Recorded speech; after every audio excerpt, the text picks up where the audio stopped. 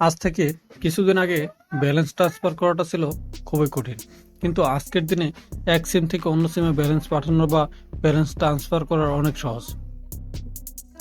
মাত্র কয়েক সেকেন্ডে এক সিম থেকে অন্য সিমে ব্যালেন্স ট্রান্সফার করতে পারবেন।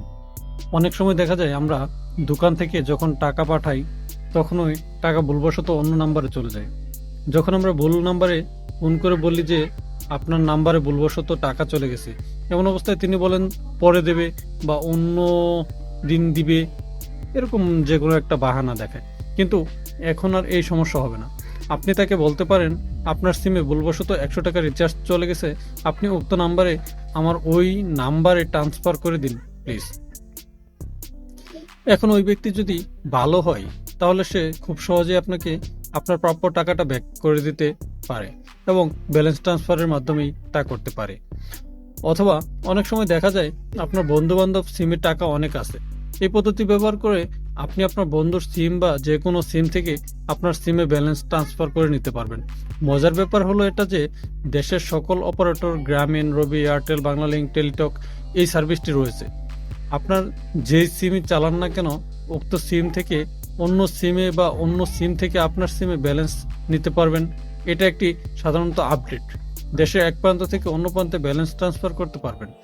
ব্যালেন্স নেওয়ার কিছু নিয়ম ও শর্ত আছে, যেমন এক অপারেটর থেকে অন্য অপারেটরে ব্যালেন্স ট্রান্সফার করা যাবে না। যেমন আপনি গ্রামীণ সিম থেকে গ্রামীণ সিমেই ব্যালেন্স ট্রান্সফার করতে পারবেন। এক অপারেটর থেকে অন্য অপারেটরে ব্যালেন্স ট্রান্সফার করা যায় না। আপনি যদি রবি টু রবি, গ্রামীণ টু গ্রামীণ, এয়ারটেল টু এয়ারটেল সহ অন্যান্য অপারেটরগুলো একইভাবে কাজ করেন তাহলে পারবেন। কিন্তু আপনি গ্রামীণ থেকে রবিতে নিতে পারবেন না, রবি থেকে বাংলালিংকে নিতে পারবেন না, রবি থেকে গ্রামীণে নিতে পারবেন না।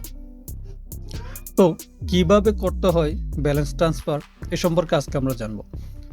আপনার প্রথমে আমি যে কোনো একটা অ্যাপসে ঢুকে নিচ্ছি। আমার এখানে বাংলালিংক আছে, আমি বাংলালিংকে যাচ্ছি না। এয়ারটেল আছে আমার এখানে, এয়ারটেলে আমি চলে যাচ্ছি। এয়ারটেলে ঢোকার পর এখানে আপনি দেখতে পাচ্ছেন আমার এখানে ইন্টারনেট দেখাচ্ছে, ব্যালেন্স জিরো দেখাচ্ছে, ভয়েস মানে কত মিনিট আছে আমার ফোনে এটা দেখাচ্ছে, এসএমএস দেখাচ্ছে। এখান থেকে আপনি খুব সহজে ব্যালেন্সটা ট্রান্সফার করে নিতে পারবেন। এখানে আপনি সাইডে স্ক্রল করলে আপনি দেখতে পাবেন এখানেই লেখা দেখাচ্ছে যে being balance transfer, recharge offer, MNP. এখান থেকে আপনি ব্যালেন্স ট্রান্সফারে চলে যাবেন। এখান থেকে আপনি কত টাকা ব্যালেন্স ট্রান্সফার করতে যাচ্ছেন এখান থেকে মার্ক করে দিতে পারেন। 50 টাকা, 20 টাকা, 100 টাকা, 200 টাকা, 300 টাকা আপনি ইচ্ছামতো দিতে পারবেন, সমস্যা নেই। এখানে আপনি আপনার ফোন নাম্বারটা দিয়ে দিবেন। যে ফোন নাম্বারটা আপনি ট্রান্সফার করতে চাচ্ছেন, যেই নাম্বারে ট্রান্সফার করতে চাচ্ছেন সেই ট্রান্সফার নাম্বারটা এখানে দিয়ে ট্রান্সফার অপশনে ক্লিক করে দিলেই আপনার ব্যালেন্সটা ট্রান্সফার হয়ে যাবে। হয়তো আরও কিছু ডকুমেন্ট চাইতে পারে, আমার যেহেতু ব্যালেন্স নাই অ্যাকাউন্টে, সো সেক্ষেত্রে আমি আর আপনাদেরকে এর চেয়ে বেশি দেখাতে পারতেছি না। তবে কিভাবে করতে হয় এটা আপনি যেহেতু দেখে ফেলছেন, সো অবশ্যই বাকিটুকু আপনি পেয়ে যাবেন আশা করি।